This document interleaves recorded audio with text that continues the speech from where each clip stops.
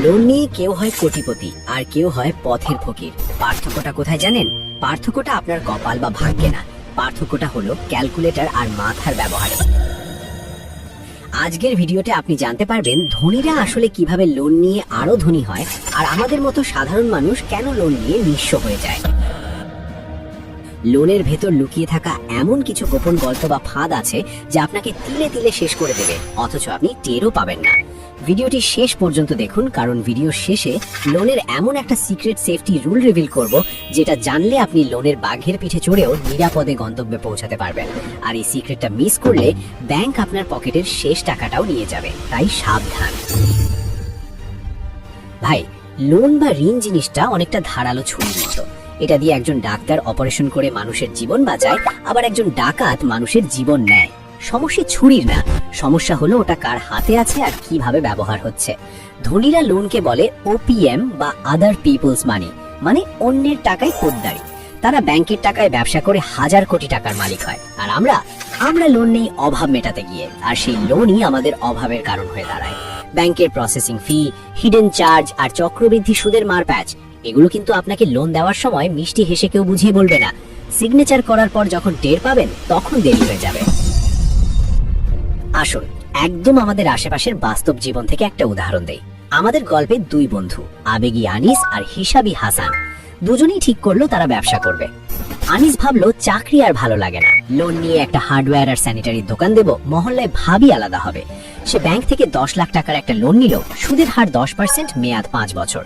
টাকা হাতে পেয়ে আনিস ভাবলো দোকানটা এমন চাকচিক্যময় করতে হবে যেন কাস্টমার দূর থেকে দেখেই দৌড়ে চলে আসে। সে 10 লাখ টাকার মধ্যে 4 লাখ টাকা খরচ করলো দোকানের ডেকোরেশন, ফলস সিলিং, দামি লাইট আর নিজের বসার জন্য একটা রাজকীয় চেয়ার কিনতে। আনিসের চিন্তা ছিল পাশের দোকানের মজনু ভাই কি ভাববে, আত্মীয় স্বজন এসে যদি দেখে সাধারণ দোকান তাহলে তো ইজ্জত থাকবে না। এই লোকে কি বলবে, এই রোগটাই আনিসকে শেষ করে দিল। বাকি 6 লাখ টাকার মাল তুললো।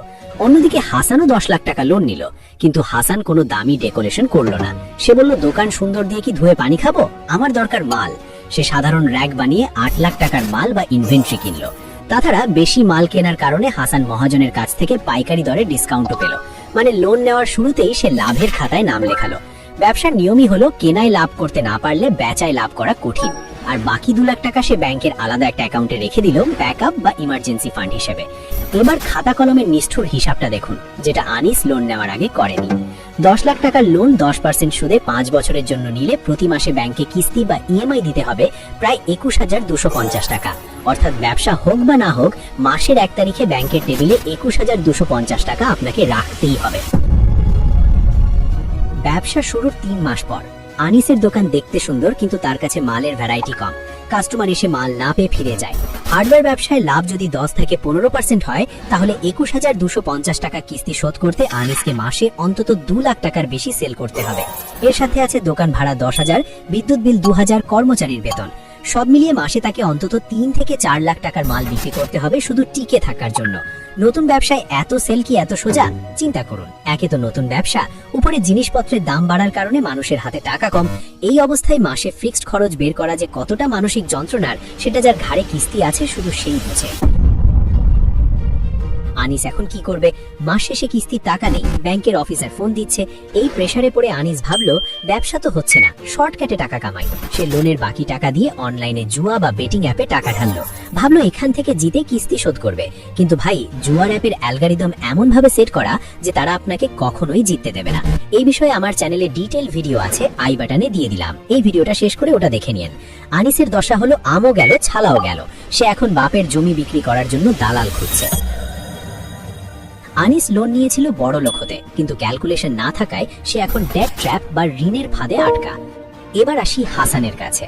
হাসান যেহেতু ডেকোরেশনে টাকা নষ্ট করেনি এবং তার কাছে বেশি মাল ছিল, তার বিক্রি আনিসের চেয়ে ভালো। তবুও প্রথম 2 মাস তার ব্যবসায় লাভ হয়েছে মাত্র 10,000 টাকা, কিন্তু তার কিস্তি তো 21,000 টাকা। এখানেই হাসান তার সেই 2 লাখ টাকার ব্যাকআপ ফান্ড কাজে লাগালো। সে পকেট থেকে বা অন্য কোথাও ধার না করে ব্যাকআপ ফান্ড থেকে কিস্তি দিল। 6 মাস পর যখন তার ব্যবসা জমে উঠল, তখন সে ব্যবসার লাভ দিয়ে কিস্তি চালাচ্ছে। 5 বছর পর লোন শোধ, আর হাসান এখন একটা প্রতিষ্ঠিত ব্যবসার মালিক। হাসান লোন নিয়ে কিনেছিল অ্যাসেট বা সম্পদ, মানে দোকানের মাল, যা তাকে উল্টো টাকা দিচ্ছে। আর আনিস লোন নিয়ে কিনেছিল লায়াবিলিটি বা দায়, মানে ডেকোরেশন, যা তাকে কোনো টাকা ফেরত দিচ্ছে না। অনেকে আবার লোন নিয়ে গ্রামে বাড়ি বা জমি কেনার কথা ভাবেন ভাড়া দিয়ে লোন শোধ করব। ভাই, এখানেও ক্যালকুলেটর দরকার। ধরুন আপনি 50 লাখ টাকা লোন নিয়ে একটা বাড়ি করলেন, মাসিক কিস্তি আসবে প্রায় 55,000 টাকা। এখন প্রশ্ন হলো, আপনি যে বাড়িটা বানালেন সেটা ভাড়া দিয়ে কি মাসে 55,000 টাকা আসবে? গ্রামে বা মফস্বলে 20,000 টাকা ভাড়া পেতেই ঘাম ঝরবে। বাকি 35,000 টাকা আপনাকে প্রতি মাসে নিজের পকেট থেকে দিতে হবে। যদি আপনার সেই সামর্থ্য না থাকে, তবে লোন নিয়ে বাড়ি করা মানে হলো স্বেচ্ছায় নিজের পায়ে শিকল পরানো। মনে রাখবেন, রড সিমেন্টের দাম কিন্তু দিন দিন বাড়ছে। বাড়ি বানালে সেটা পুরনো হয় আর মেইনটেনেন্স খরচ বাড়ে, কিন্তু জমি কিনলে সেটার দাম সাধারণত বাড়ে। তাই লোনের টাকা কোথায় ঢালছেন সেটা আবেগের চশমা খুলে দেখুন। ধনীরা লোন নেওয়ার আগে একটা সহজ সূত্র ব্যবহার করে, ROI is greater than bank interest rate. সহজ বাংলায়, ব্যাংক আপনার কাছে 10 টাকা সুদ চায়, আপনি সেই টাকা খাটিয়ে যদি 15 টাকা লাভ করতে পারেন তবেই লোন নিন। 5 টাকা আপনার পকেটে থাকবে, 10 টাকা ব্যাংক নিয়ে যাবে। আর যদি আপনি টাকা খাটিয়ে 8 টাকা আয় করেন, তবে লোন নেওয়া মানে নিজের পায়ে কুড়াল মারা। এবার সেই গোপন সিক্রেটটা রিভিল করার সময় এসেছে, যেটা ভিডিওর শুরুতে বলেছিলাম। লোন নিয়ে সেফ থাকার গোল্ডেন রুলটা হলো দ্য 30% রুল অফ সেফটি। আপনি লোন নিয়ে যত বড় ব্যবসাই করেন না কেন, আপনার মাসিক কিস্তির পরিমাণ যেন কখনোই আপনার ব্যবসার মাসিক নিট লাভের 30%-এর বেশি না হয়। উদাহরণ, যদি আপনার ব্যবসায় সব খরচ বাদ দিয়ে মাসে 1 লাখ টাকা লাভ থাকে, তবে আপনার কিস্তি কোনোভাবেই 30,000 টাকার বেশি হওয়া যাবে না। যদি এর বেশি হয়, তবে যে কোনো ছোটখাটো বিপদ, অসুস্থতা বা ব্যবসায় মন্দা এলেই আপনি দেউলিয়া হয়ে যাবেন। ব্যাংক ম্যানেজাররা এই রুল জানে, কিন্তু আপনাকে বলবে না, কারণ তারা চায় আপনি বেশি লোন নিন আর সুদ করেন। লোন কোনো ভিলেন না যদি আপনার হাতে ক্যালকুলেটর থাকে, আর লোন জমদূত যদি আপনি আনিসের মতো আবেগের বশে চলেন। নিজের সামর্থ্য বুঝুন, মার্কেট রিসার্চ করুন, তারপর ব্যাংকে যান। মনে রাখবেন, ব্যাংকের কলম দিয়ে সাইন করার আগে আপনি রাজা, সাইন করার পর আপনি তাদের শর্তের গোলাম। এখন আপনাদের পালা। আমি কনফিউজ যে পরের ভিডিওটা কোন টপিকে বানাবো। আমার মাথায় দুটো মারাত্মক টপিক ঘুরছে, আপনারা যেটা বেশি ভোট দেবেন সেটাই আসবে। অপশন 1, লোন অ্যাপের ভণ্ডামি। প্লে স্টোরে লোন অ্যাপগুলো কিভাবে মিষ্টি কথায় লোন দিয়ে পরে আপনার কন্ট্যাক্ট লিস্ট হ্যাক করে, ব্ল্যাকমেল করে এবং জীবন অতিষ্ঠ করে তোলে, তার পুরো নারী নক্ষত্র ফাঁস দেখতে চান? নাকি অপশন 2, শূন্য পুঁজিতে ইনকাম।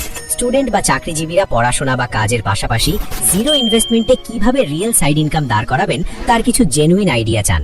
কোনটা চাই, অপশন 1 নাকি 2? জলদি কমেন্টে লিখে জানান। আর হ্যাঁ, আমরা আপনাকে সাবস্ক্রাইব করার জন্য বলবো না, শুধু অনুরোধ রইল, সময় পেলে আমাদের চ্যানেলটি একবার ঘুরে আসবেন। সেখানে হয়তো আপনার জীবনের কাজে লাগার মতো আরো অনেক ভিডিও পেয়ে যেতে পারেন। এরপর সাবস্ক্রাইব করবেন কি করবেন না সেটা একান্তই আপনার ব্যক্তিগত পছন্দ। দেখা হচ্ছে পরের ভিডিওতে। ততক্ষণ পর্যন্ত হিসাব করে চলুন, ভালো থাকুন, আল্লাহ হাফেজ।